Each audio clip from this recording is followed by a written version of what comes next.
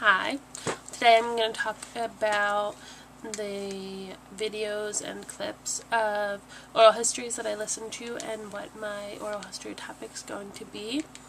I looked around on StoryCorps for a while and I really enjoyed listening to the different stories people had to tell.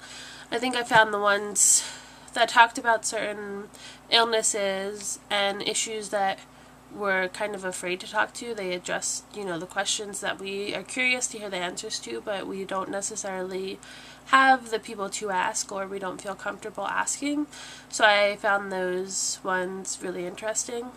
I also liked when the interviewer and the interviewee had some kind of relationship with one another. Like, there was one about Alzheimer's, and the husband and wife were talking to one another. The husband had Alzheimer's, and it was interesting to see the kinds of questions that she asked him and how he responded, and just their relationship with one another. You could see it through, you could hear it when listening to their interview.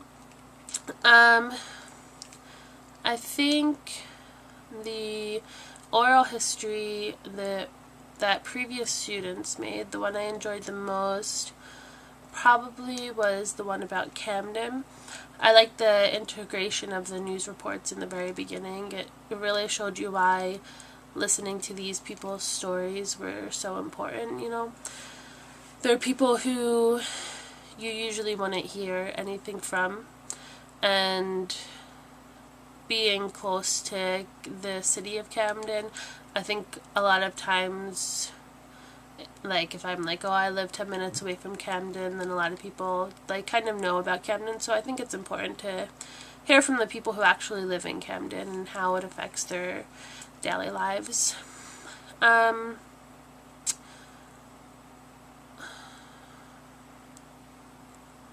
I found it more interesting when they talked about themselves and not memories they had of other people. I found it more intimate, I guess, and you got to know the person that you were listening to. It wasn't just hearsay about that person. So I think my topic would be to talk to a close family that, my family is close with. A few years ago, one of the members of the family passed away from pancreatic cancer, and I think I'm going to talk to several of those family members and see the whole story behind his being diagnosed to his death, and then to see how they're coping afterwards. They're a close family, but I've never really taken the time to talk to them about this issue because it's such a touchy subject. But hopefully I will be able to talk to them, and that they will be able to share with me how that event affected their life. Like I was saying before, I find it more interesting when the people talk about themselves. So I think that might be an issue I run into.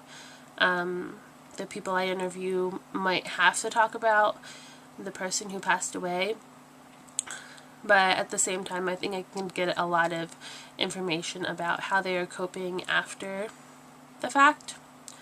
I guess that's it.